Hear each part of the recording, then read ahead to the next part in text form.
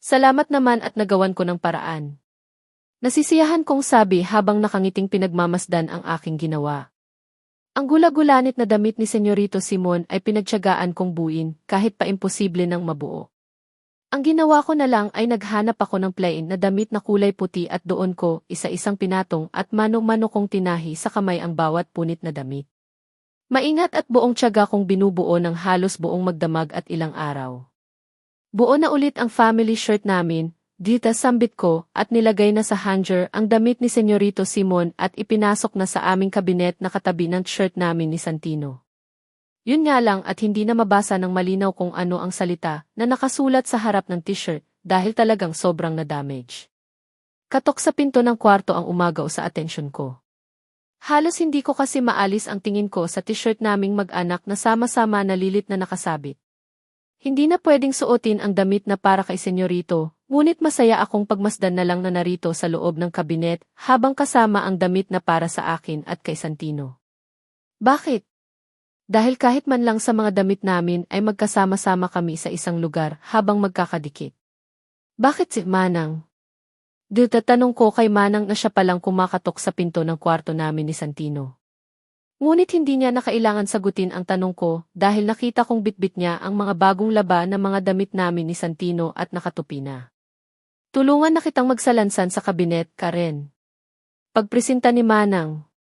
Ako na Manang. Kayang-kaya ko na po ito. Si Santino na abala sa paglalaro sa kanyang crib, ay tuwang-tuwa na tumayo nang makita si Manang na pumasok sa silid. Bakit wala kayong family photo dito na nakadisplay sa kwarto nyo? Nagtataka na tanong ni Manang habang inililibot ang paningin sa kabuuan ng buong silid.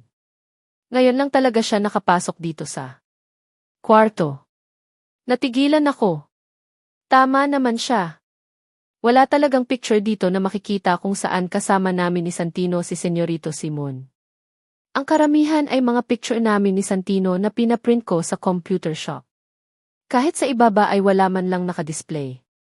Samantalang ang ibang bahay ay masyadong bongga sa mga nakadisplay nilang mga pictures. Nagmumukha ng ang studio sa sobrang dami. Dito natatawang banggit ni Manang habang inaayos ang aming kama na bahagyang iagusot. Hindi po kasi mahilig ang asawa ko na magpa-picture. Kahit na po ang magpahinga ay hindi niya magawa dahil sa darni ng trabaho sa kanyang kumpanya. Hindi ko sinasadyang haluan ng malungkot na himig ang aking isinatinig. Oo nga pala, Karen. Napansin ko na ang klaming pagkain sa ref, kumain ba kayo noong Pasko? Parang wala mang kabawas-bawas ang mga niluto mo.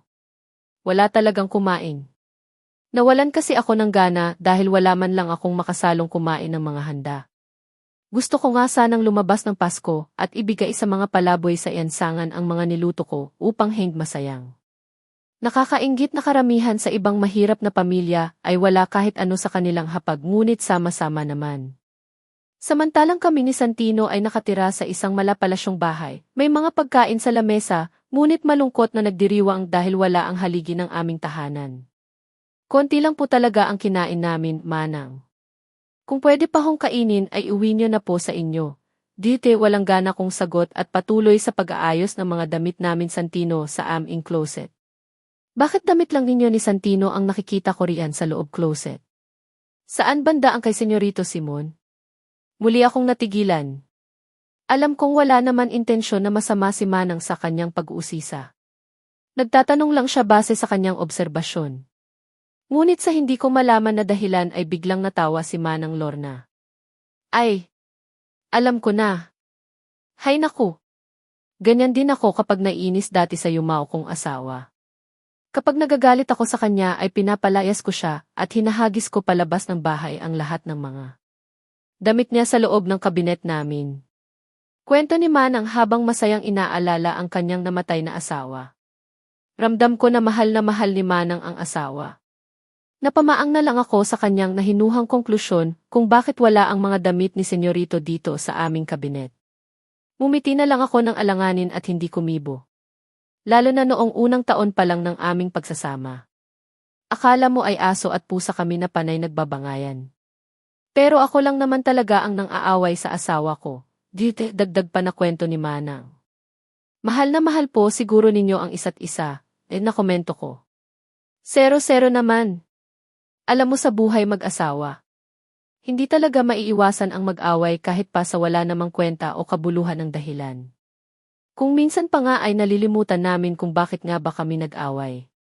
Ang importante kahit gaano pa kabigat ang dahilan ay matutong magpakumbaba at humingi ng tawad kung sino ang may kasalanan. Higit sa lahat, huwag kayong maghihiwalay agad. Huwag kayong agad susuko kahit anong problema. Hindi solusyon ang paghihiwalay. Sa ngayon kasi ang obserbasyon ko sa mga magkarelasyon ay agad. Ang pagdedesisyon na maghiwalay. Hindi iniisip ang magiging buhay ng kanilang mga anak. Mahabang litanya ni Manang. Tama po kayo, Manang. Karamihan nga po sa mga nabalitaan ko, lalo na sa showbiz, ang madali ang paghihiwalay na para bang wala lang sa kanila ang kanilang mga pinagsamahan. Sagot ko naman. Kaya ang tanging maipapayo ko sa'yo, Karen. Ipagpatuloy mo lang ang pagiging mabuting asawa kay Senyorito Simon. Nakikita ko naman na wala naman kayong problemang mag-asawa. Sabagay ano nga ba ang maaari ninyong pag-awayan sa lagay ng buhay ninyo? Mukhang abala lang sa paghahanap buhay ang asawa mo, ngunit hindi kayo pinababayaan na mag-ina. Kaya anuman ang pagtatampo mo ay patawarin mo na siya, ditis payo ni Manang. Sa loob-loob ko ay nais kong matawa. Kami ni Senyorito Simon. Walang problem Sana nga po Manang. Sana nga Ang tangi ko na lang na ibulong sa kawalan. Lang araw pa lang bago magpalit ang taon ay bumili na ako ng mga dapat bilhin. Mula sa damit ni Santino, sa mga ihahanda kong pagkain hanggang sa mga prutas. Ang cute naman ng damit ni Santino. Dida po na ni Manang Lorna nang makita ang binili kong damit para kay Santino na kanyang susuotin sa pagsalubong namin sa New Year. Overall na kulay gray at may mga dots na kulay puti. Nagandahan nga po ako, Manang, kaya agad ko na pong binili. Kasyang-kasya nga po kay Santino nang isukat ko. Nakangiti kong sambit kay Manang. Kumpleto na ba ang mga prutas na binili mo? Tanong ni Manang na saka kinuha ang fruit basket at maayos na sinasalansan ang mga ibang klase ng prutas na binili ko. Mahirap na kasing makipagsiksikan sa pamilihan kaya namili na ako ng mas maaga. Sige, ako na ang bahala rito, Karen. Mabuti pang asikasuhin mo muna ang asawa mo. Ani Manang na inagaw na sa aking kamay ang mga gulay kong hawak. Narito sa bahay si Senyorito at abala pa rin sa trabaho. Sige Manang. Hatiran ko muna ng kape at almusal at hindi na naman kakain iyon hanggat hindi ko inaasikaso, sagot ko. May sasabihin din ako kay Senyorito Simon at magandang pagkakataon na narito siya para masabi ko. Hindi naman masyadong importante ang sasabihin ko kung susumahin pero para sa akin, napakahalaga. Sige, ako na ang bahala rito at kay Santino, saad ni Manang. Agad naman akong kumilos at ilang minuto lang ay humahakbang na ako kung nasaan ang aking asawa. Dala ko ang kape at 2 piraso ng chicken sandwich. Senyorito, heto na ang kape mo. Sabay lapag ko ng tasa ng kape at tinapay sa ibabaw ng working table ni Senyorito Simon. Narito siya sa 100 ng kanyang library na kanya na rin nagsisilbing working place klito sa bahay. Tulad ng dati ay marami na naman siyang ginagawa. Tambak ang kung ano-anong mga papel na nakapatong sa kanyang lamesa. Masinsinan niyang binabasa ang mga nakasulat at pagkatapos ay kanyang pinirmahan. Sa sobra niyang abala ay hindi ko alam kung narinig niya akong kumatok bago pumasok dito sa silid. Sa halip na lumabas na ako ng kanyang opisina ay bahagya lang akong lumayo at nagmamasid sa paligid. Nabasa na kaya ni Senyorito Simon ang lahat ng libro na naririto? Ano kaya ang pakiramdam na ang pirma mo ang kailangan para aprubahan ang kung ano-anong proyekto o aktibidad? Ngunit kaakibat naman ay ang kailangan talagang maging mabusisi at maging matalino gaya ng ginagawa ni Senyorito Simon dahil nakasalalay sa kamay niya ang lahat ng pasanin sa kumpanya. Wala na akong kailangan kaya pwede ka nang lumabas, Dids. Bahagya pa akong nagulat nang magsalita si Senyorito Simon. Napatingin agad ako sa kanya, ngunit nakatuon pa rin ang kanyang paningin sa kanyang ginagawa. Siguro napansin niyang narito pa rin sa loob ang aking presensya. Masyado akong napahanga sa kaisipang napakagaling talaga ng naging asawa ko. Pasensya ka na. May gusto lang sana akong sabihin, ditif na uutal kong wika, ngunit nilakasan ko na ang loob ko. Hindi nagsalita si Senyorito Simon at patuloy lang sa kanyang ginagawa. Kaya naglakas loob na. Akong magsalita at sinabi ko na ang nais ng sabihin. Senyorito, sana naman narito ka sa New Year para makasama ka naman namin ni Santino. Pero huwag kang mag-alala, hindi naman kita pipilitin na magsuot ng family shirt natin o kahit payakagin ka sa isang family photo. Basta sana narito ang presensya mo, tuloy-tuloy kong sambit. Mahirap na at baka kabahan ako at hindi ko na masabi sa kanya ang nais kong sabihin. Tahimik at walang tugon. Gusto ko lang nasalubungin natin ang bagong taon na magkakasama tayong tatlo. Kaya sana huwag mo kang urnali sa araw na yon, dagdag ko pang pakiusap. Binagsak ni Senyorito Simon ang ballpen niyang hawak sa lamesa at saka turningin sa akin ng matalim. Napalunok tuloy ako ng hindi oras sa kanyang aging reaksyon. Hindi mo ba nakikita na marami akong ginagawa? Kailangan kong tapusin ang lahat ng mga ito. Ayoko ng istorbo kaya lumabas ka na. Ang ingay-ingay mo. Mas importante ang ginagawa ko kaysa sa mga sinabi mong walang kabuluhan. Sa halip ay galit na sagot niya. Gusto ko lang kasi nakasama ka namin ni Santino sa New Year. Wala naman sigurong masama sa gusto kong mangyari. Noong Pasko kasi ay hindi ka man lang umuwi.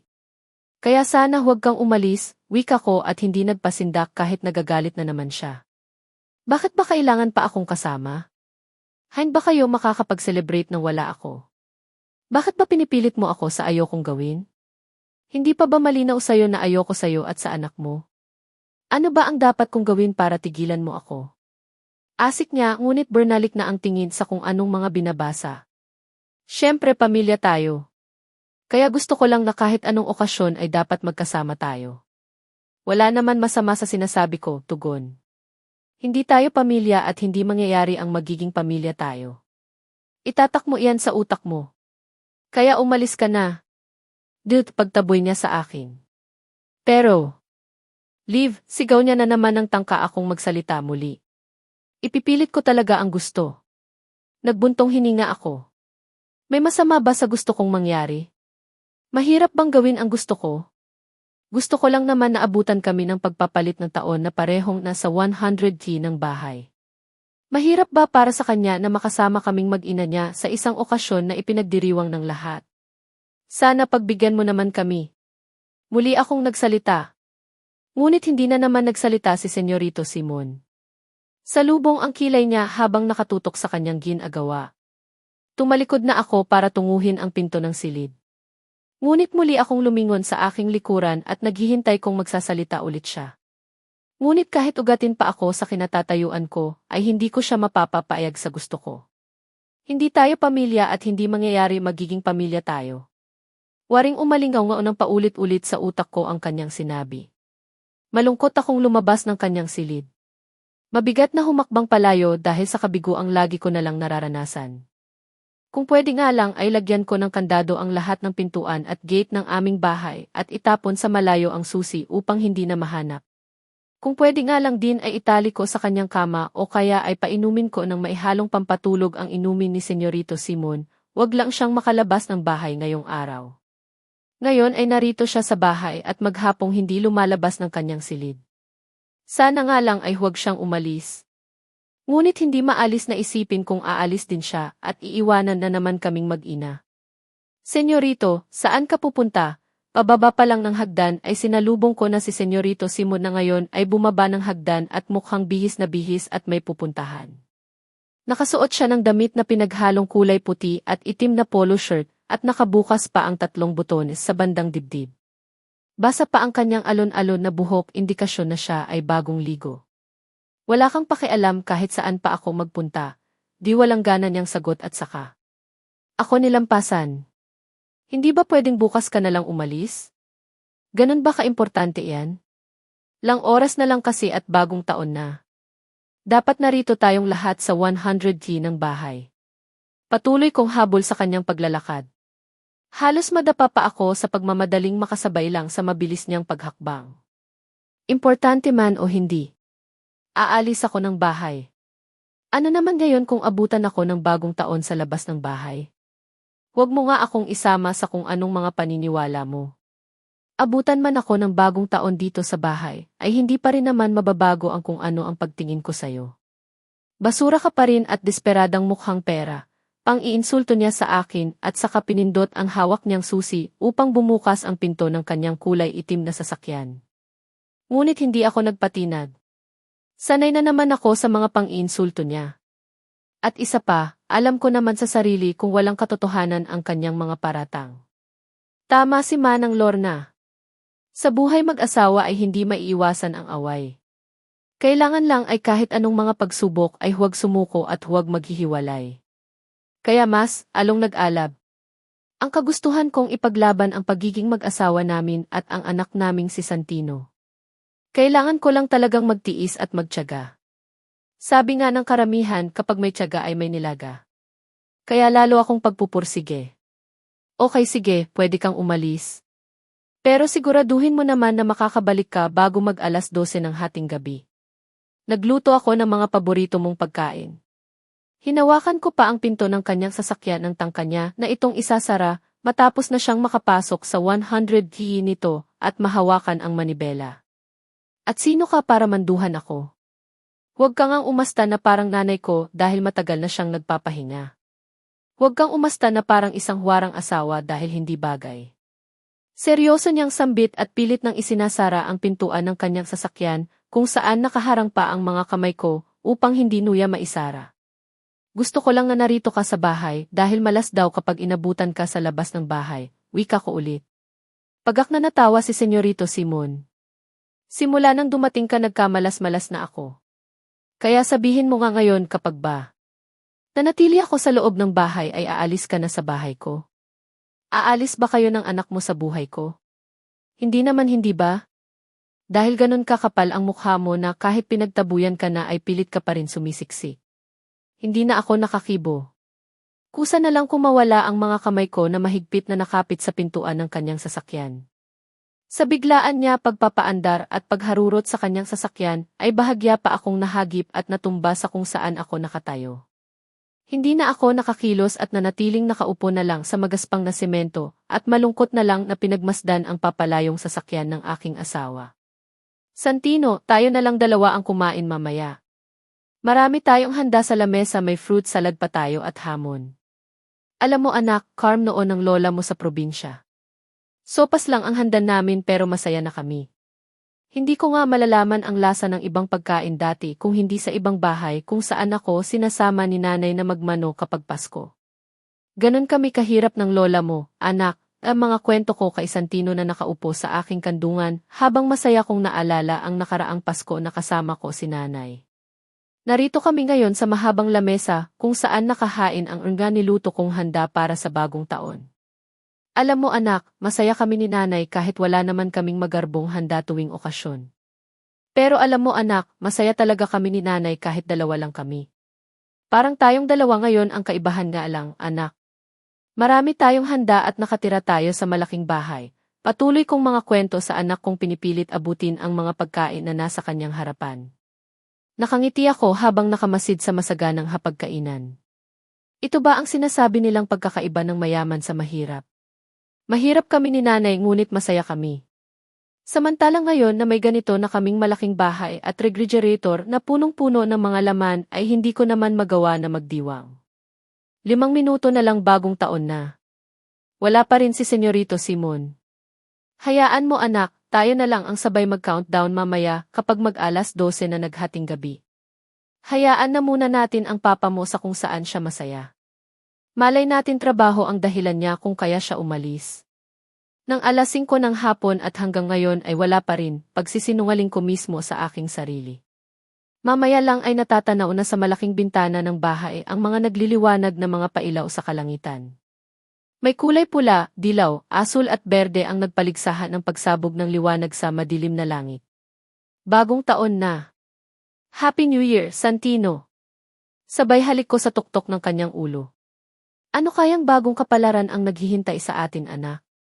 Tanong ko sa kawalan at patuloy na nakatingin sa nagliliwanag na langit.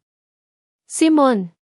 Malakas kong pagtawag sa pangalan ni Senyorito Simon na kalalabas lamang ng elevator. Kagalang-galang siyang tingnan sa suot niyang 3-piece suit. Bakas ang pagod sa mukha pero napakagwapo pa rin niya. Kasabay niyang lumabas sa elevator ang dalawang may edad na lalaki na parehong may mga makapal na salamin sa mata. Mukha rin silang mga kagalang-galang sa kanilang kasuotan, ganun din sa kanilang paglalakad. Nakataas noo sila at ang mga tindig ay tila mga nakakataas na opisyal.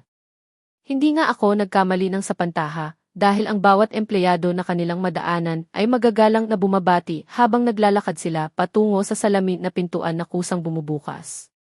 Kumaway-kaway ako upang agad akong makita ni Senyorito.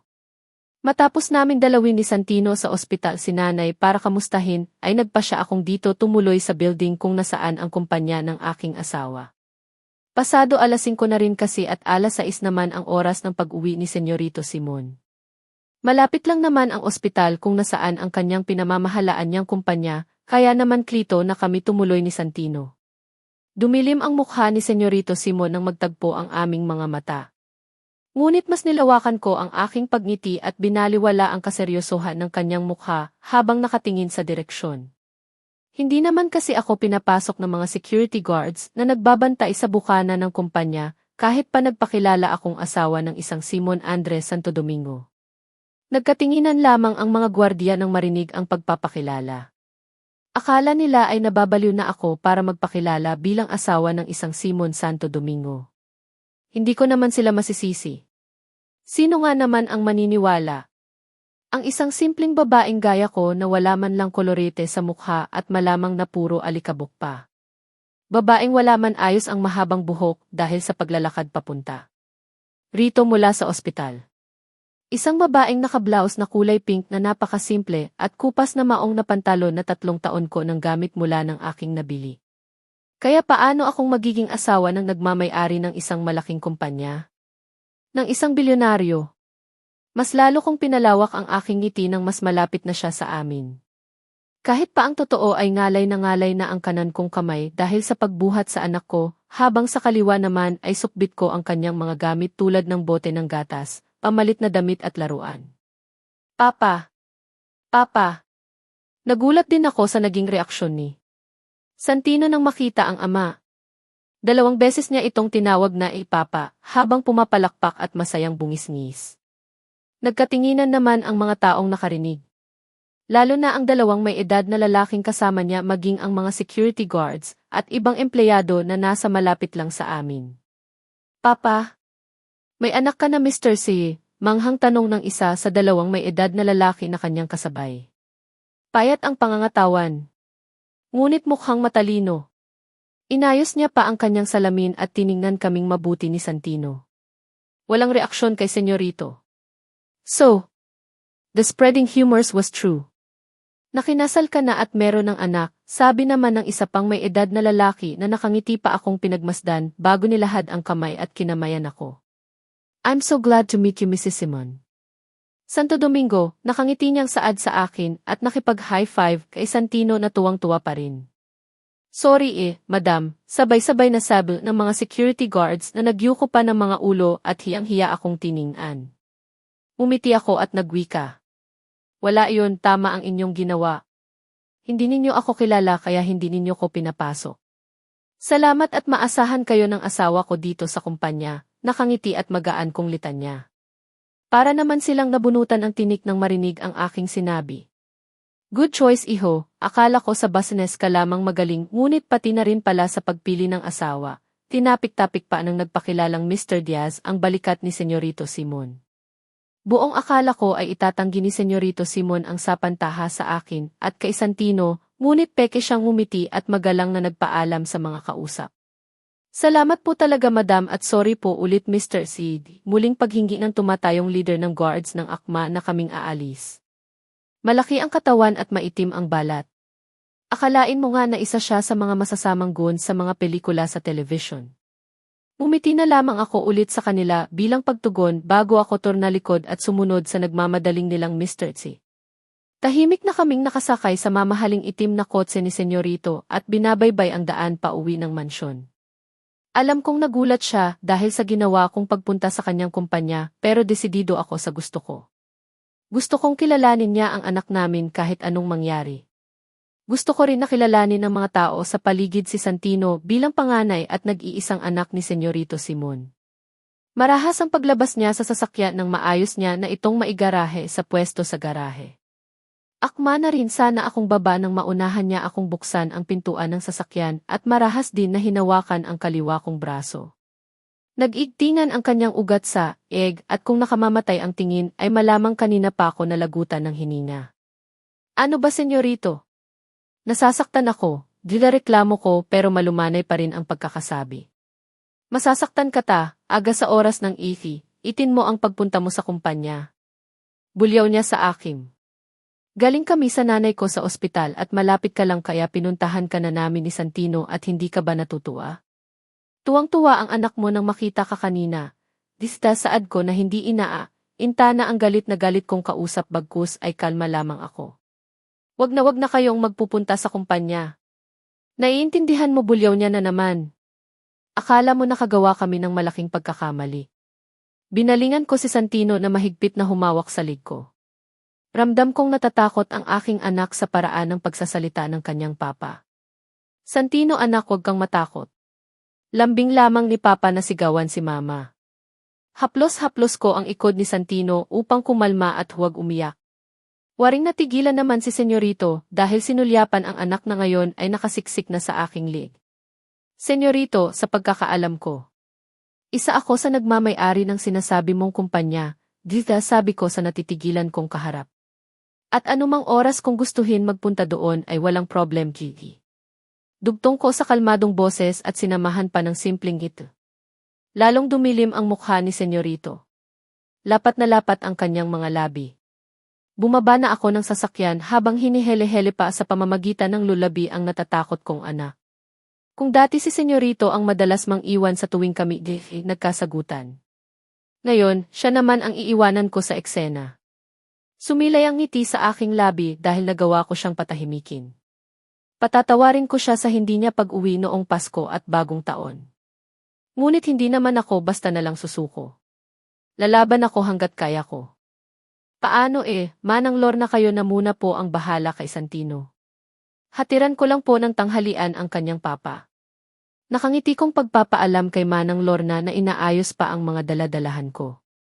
Naisip ko kasing pagdalhan ng tanghalian si Senyorito Simon dahil hindi naman kumain ng maayos kagabi dahil sa tambak na naman na trabaho na inuwi sa bahay. Kaya naman pinagluto ko siya ng putserong baka na isa sa mga paborito niyang ulam. Pinakatantiya ko pa ang timpla ko sa mga sangkap upang siguraduhin na masarap. Pinatikim ko pa si Manang Lorna at ayon naman sa kanya ay tamang-tama ang pagkakaluto ko.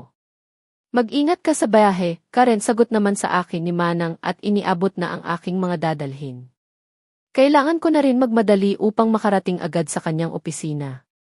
Baka abutan kasi ako ng traffic at sa halip na tanghalian ay maging merienda o kaya naman ay hapunan ang dala kong pagkain. Naiiwanan ko na rin naman si Santino kay Manang Lorna dahil kilala siya ng anak ko at kampante rin naman ako dahil magiliw sa bata si Manang Lorna. Ayoko na rin namang isarna si Santino dahil mainit sa labas ng bahay at isa pa ay sasaglit lang naman ako sa kumpanya. Madalas na rin naman kaming dumalaw ni Santino sa opisina ni Senyorito, kaya naman sanay na ang mga tao sa kumpanya sa presensya naming mag-ini. Siyempre hindi naman natutuwa si Senyorito Simon pero wala siyang magawa dahil pinamumukha ko kung sino ako at may karapatan din ako sa kumpanya.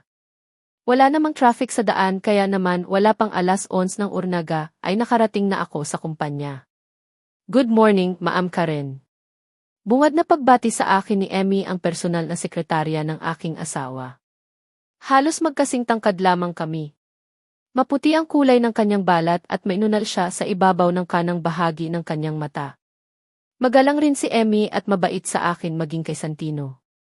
Hindi ko maramdaman na pinaplastik niya lang ako kagaya ng nararamdaman ko sa ibang empleyado na binabati ako kapag nakasalubong ako sa hallway. Ang iba ay nagtataas ng kilay samantalang ang iba ay nagbubulungan. Good morning, Emmy, sagot ko sa kanya habang nakatingin sa pintuan ng opisina ni Senyorito Simon. Tamang-tama, ma'am, lalabas na po sana ako para magpahatid ng pananghalian ni Sir. Nariyan po siya sa loob, Ma'am Karen. Mauna na po ako sa ibaba dahil may gagawin pa ako, saad ni Emmy at saka isinabit na ang kanyang shoulder bag. Sige, kumain ka na rin ng tanghalian at ako na ang bahala sa sir mo. Nakangiti ko namang tugon sa kanya. Alis na po ako, ma'am. Paalam niya sa akin at nang makaalis na si Emmy ay siya namang pagkatok at pagpihit ko ng doorknob ng opisina ni Senyorito Simon. Walang tao sa lamesa niya kung saan naroroon ang pangalan niyang nakaukit sa babasagin at parihaba na bagay. Simon Andres Santo Domingo at sa ibaba ng pangalan nakaukit ang letrang C. Nagpalinga-linga ako sa opisina, ngunit walang sumasagot sa tawag ko. Simple lamang ang interior design ng kanyang opisina. Walang masyadong palamuti at pinaghalong kulay itim at puti lamang ang makikitang pintura. Kung sa ibang pamilyadong lalaki lamang ay malamang na nasa ibabaw ng kanyang lamesa ang larawan namin ng anak niyang si Santino. Napabuntong hininga ako. Ano pa ba ang aasahan ko? Pinasasama ko lamang ang loob ko sa aking mga iniisip. Paulit-ulit na nga na sinisigaw sa aking mukha na hindi niya ako matatanggap bilang asawa at maging anak si Santino. Pero hindi ako papayag. Determinado talaga ako. Senyorito Simon, muli kong tawag sa kanyang pangalan. Bumukas ang pintuan ng kanyang nagsisilbing silid-tulugan dito sa kanyang opisina.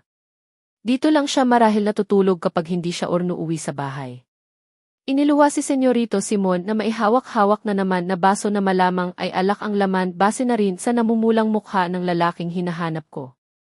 At ano na naman ang kailangan mo at narito ka na maangas niyang tanong sa akin. Pilit naman akong umiti at ipinakita ang bitbit ko. Napansin ko ang isang magazine sa ibabaw ng lamesa niya. Kahit hindi ko lapitan ng mabuti ay alam na kung sino ang naroroon. Si Senyorita Daphne.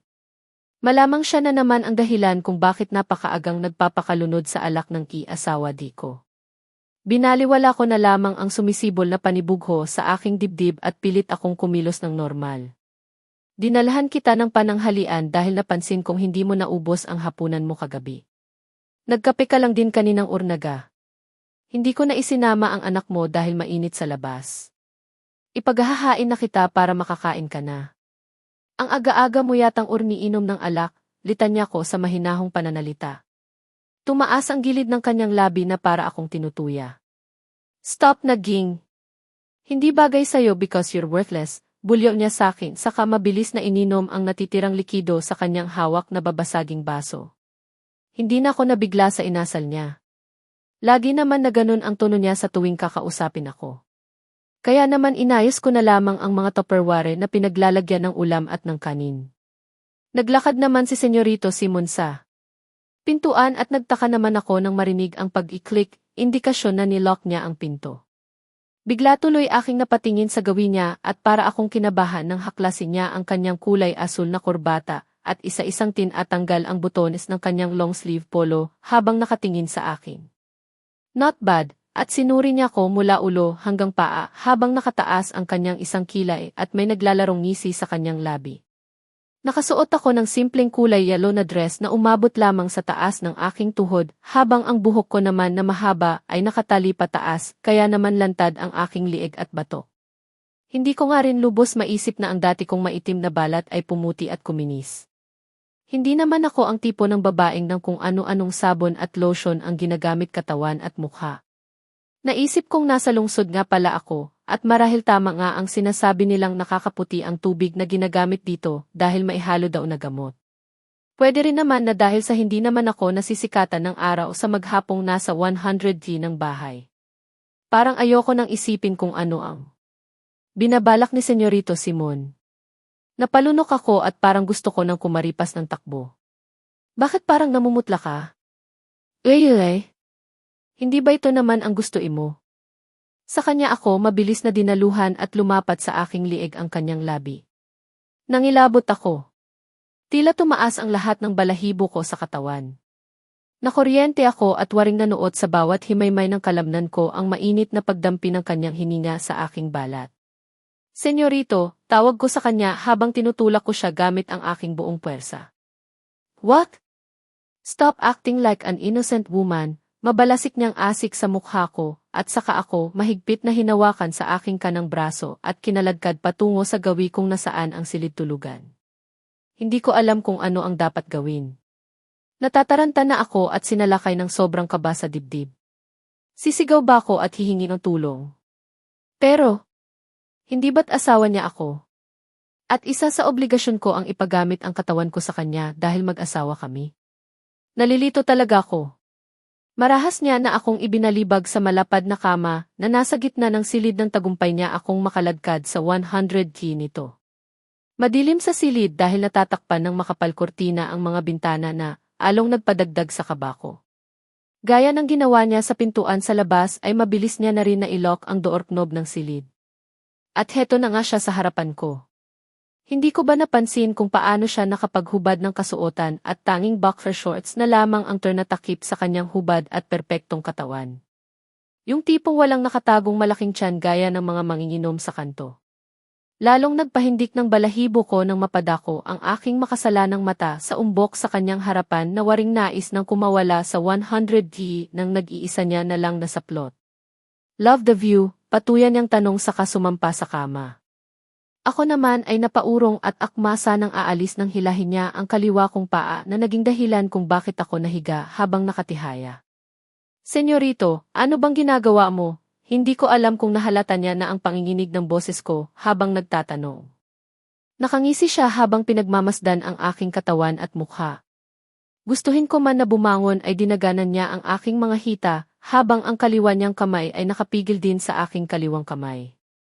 Naglakbay sa likuran ko ang kanyang kanang kamay at nanlalaki ang mga mata ko nang maramdamang ibinaba niya ang zipper ng aking damit. Pinigilan ko ang kanyang kamay garnit ang kanang kamay ko, ngunit ano ba ang laban ng lakas ko sa lakas ng isang lalaki?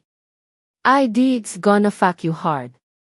Mariin niyang bulong sa aking tenga na naghatid ng bolta-boltahe ng kuryente. Turnaas ang lahat ng balahibo ko sa katawan nang dumampi sa aking balat ang kanyang mainit na hininga. Don't decide to fight dahil uwi kang wasak ang damit. Pabulong niyang pagbabanta sa akin.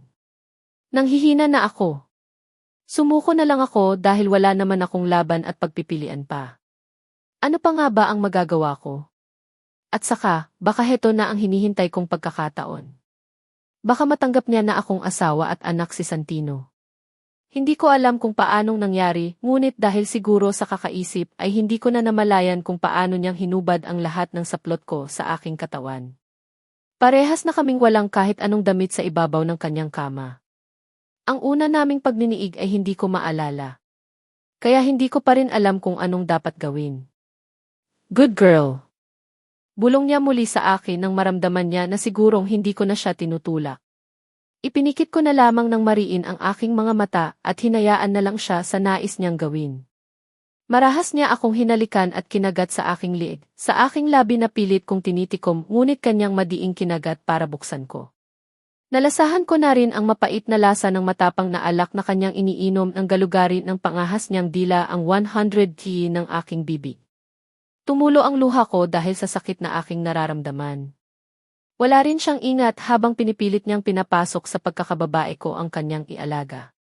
Kanina nang tuluyan niyang hubarin ang kanyang boxer shorts, ay nakita ko kung gaano kahaba iyon at kataba. Kaya naman siguro nasasaktan ako dahil hindi ko lubos maisip na kakasya iyon sa maliit na butas. Nang aking nanganak man ako pero hindi naman sa maselang parte ng katawan ko lumabas si Santino dahil nasisarian ako. Tila bingi si Senyorito at hindi naririnig ang aking pagmamakaawa. Oriniyak na lamang ako sa sakit na nararamdaman sa wala niyang ingat na paggalaw sa aking ibabaw. Pakiwari ko nga ay halos mawasak ang kama kung paano siya kumilos. Parang lumilindol sa paligid. So tight. Paos niyang sabi habang ang kaninang mabaglumal na pagkilos niya sa aking ibabaw ay bumilis ng bumilis ang pagbaon ng kanyang alaga na tila maihinahabol. Nagpaubaya na lamang ako. Ano pa bang silbi ng lakas ko sa puwersa ng lakas niyang ginagamit? Sa kanya ako mariin na sinibasib ng kanyang mga halik. Tila maubusan siya sa paraan na kanyang ginagawa. At naramdaman ko na lang na tila may mainit na likido na sumabog sa kaloob-looban. Dinig ko ang mabilis na paghinga ni Senyorito Simon at ang naguunahan na tibok ng kanyang puso, habang nakapatong pa rin ang kanyang hubad na katawan sa katawan ko at nakasubsob ang mukha sa liig. Maya-maya pa ay tumayo siya at walang hiyang lumakad patungo sa siisi ng kwarto ng hubot-hubad. Lumayas ka na. Ayoko na dadatnan kapaklito sa loon paglabas ko ng banyo. Duta madiin niyang pagtaboy sa akin at pabalibag na isinara ang pintuan ng teeth. Nanginginig akong isinuot ang aking mga panloob maging ang gusot-gusot ko ng darnit. Inampat ko ang iliha sa aking mukha. Sinuklayan ang buhok ko gamit ang sariling mga daliri. Napaigik ako sa sakit ng ihakbang ko ang aking mga paa. Ramdam ko ang sakit ng katawan lalo sa aking pie, bunga ng marahas na pag-angkin ni Senyorito Simon. Napapangiwi ako sa bawat dahan-dahan kong pag-usad. Ngunit wala na sigurong masasakit pa sa pagtrato niya sa akin matapos kong magpaubaya. Pinalayas ako ng ganun-ganun na lamang at pinagtabuyan na parang isang basura. Kahit ilang linggo na ang nakakaraan ay hindi ko pa rin lubos maisip ang kapangahasan na ginawa sa akin ni Senyorito Simon. Pakiramdam ko na agrabyado ako bilang babae. Ngunit suniksik sa isipan ko na, oo nga pala, mag-asawa kaming dalawa. Kaya kahit gusto kong pumalag sa kanyang ginawa ay hindi ko nagawa. Araw-araw naman na umuwi si Senyorito sa mansyon, ngunit kagaya pa rin ng dati ay wala siyang pakialam sa amin ni Santino. Para kaming hindi magkakilala at hindi magkaano-ano. Nagbibigay siya ng panggastos sa bahay pero inilalapag niya lamang sa labas ng pintuan ng kwarto namin at naglalagay lamang ng maikling note kung para saan ang mga pera na kanyang iniiwan. Gusto ko kasi siyang makausap tungkol sa nalalapit na unang kaarawan ng anak namin. Gusto ko na rin sanang isabay ang pagpapabinyag kay Santino para maging ganap na siyang Kristiyano. Sa totoo lang ay parang natrauma ako na lumapit sa kanya dahil sa ginawa niya sa akin. Kailan lang? Para bang sa tuwing nakikita ko siya ay may gagawin siyang hindi maganda. Ngunit ngayon ay lakasan ko na ang loob ko at hindi na padadaig sa takot na lumulukob sa aking pagkatao. Mabuti na lamang at araw-araw na siyang narito umuwi at laking pasasalamat ko na hindi siya madalas umaalis. Maliban na lang kung papasok na siya sa trabaho. Naabutan ko siya sa kanyang study room na abala lamang sa kung anong mga binabasa sa personal niyang laptop at kung minsan ay may katawagan sa hawak gamit tiyang cellphone. Lakas loob na akong lumapit para buksan ang usapan tungkol kay ang kaarawan ni Santino. Turnikim muna ako upang agawin ang kanyang atensyon. Senyorito, tawag ko sa kanya na seryosong nakatutok sa laptop at hindi narinig ang patikim ko. Tulad na nakasanayan niya lamang suotin kapag narito lang sa bahay. Nakasandong puti at khaki short lamang siya. Gulo ang buhok ngunit bagay naman sa kanya at mas nakadagdag pa sa kanyang kagwapuhan. Nagtaas siya ng tingin habang salubong ang kilay. Sinalakay ako ng kaba nang magtama ang aming paningin. Waring nais kong kumaripas ng takbo dahil nakikita ko sa aking balintataw ang eksena naming dalawa sa kanyang opisina. What? Seryoso niyang tanong. Kakasi malapit na ang first birthday ni Santino. Gusto ko na rin kasi siyang pabinyagan, sagot ko sa mahinahon na boses at pinilit ko talagang isatinig na. Salubong pa rin ang kilay niya nang marinig ang sinabi ko. Sumandal siya sa sandalan ng upuang gawa sa kahoy at pinagsiklop sa malapad na dibdib ang mga braso at saka muling tumingin sa akin. So, you wanna throw a big party? Seryoso niyang tanong ngunit tumaas ang gilid ng labi. Ginalaw ko ang ulo ko at sabay sagot. Hindi naman. Kahit walang handa basta mapabinyagan lang si Santino. Gusto ko na rin kasi na maging ganap na Kristiyano ang anak natin. Kalmado ko pa rin nasagot. Anong problema? Pabinyagan mo iyang anak mo. Bakit kailangan i-inform mo pa ako? Ako ba ang pari na magbabasbas ng holy water sa anak mo at kailangan mo pa akong kausapin? Lang ulit ko ba na dapat sabihin na kapag narito ako sa bahay, ay huwag mo akong istorbohin dahil busy ako, sarkastiko niyang sabi saka bumalik sa pagtatype sa kanyang laptop.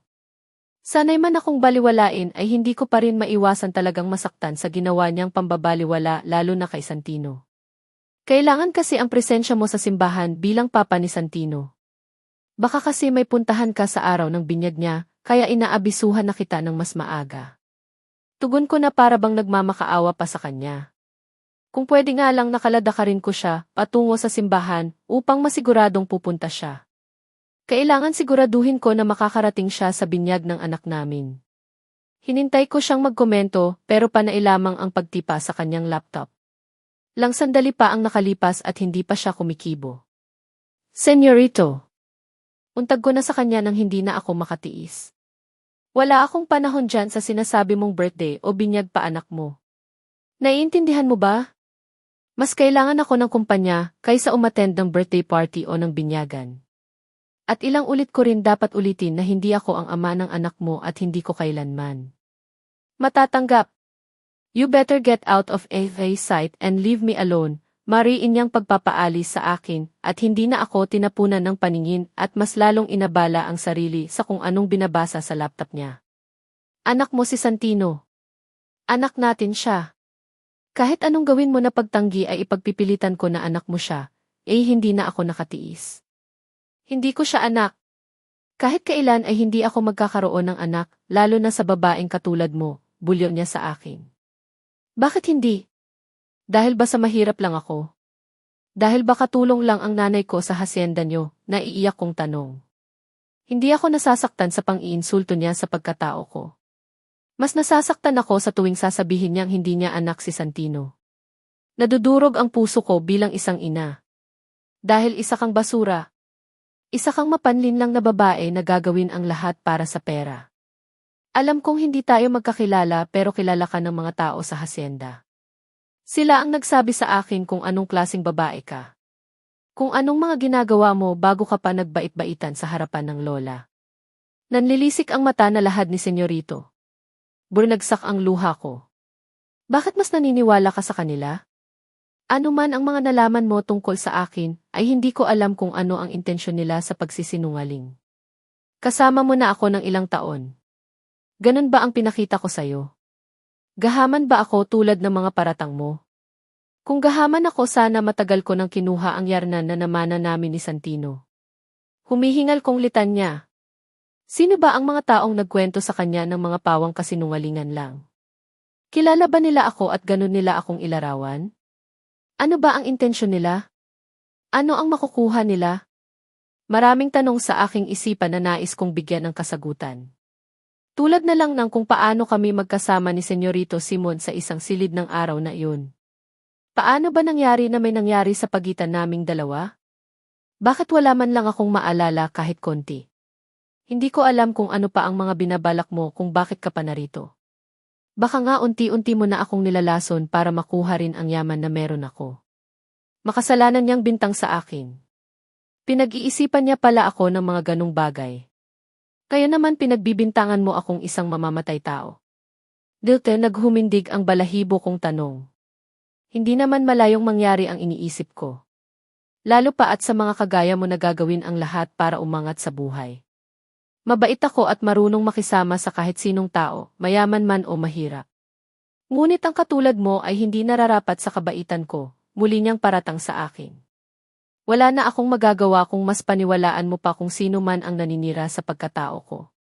Dalangin ko lang na sana dumating ang panahon na mapatunayan ko sa'yo na wala akong ginagawang masama at wala akong ginawang kahit anong masama para lang sa pera.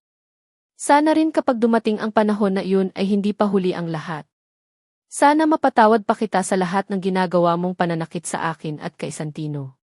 Mga binitawan kong salita. Sana nga dumating na ang araw na iyon. Dumating na upang malinis ko ang pagkatao ko na dinumihan ng malinyang paniniwala. Huwag ka ng urnasa dahil hindi darating ang panahon na sinasabi mo. Mariin niyang sabi. Gusto ko sanang magsalita pa ngunit ikinuyom ko na lamang ang aking kamay. Napabuntong hininga na lamang ako at nagdesisyon na lumabas ng study room. Ang totoo gusto kong sumabog sa galit.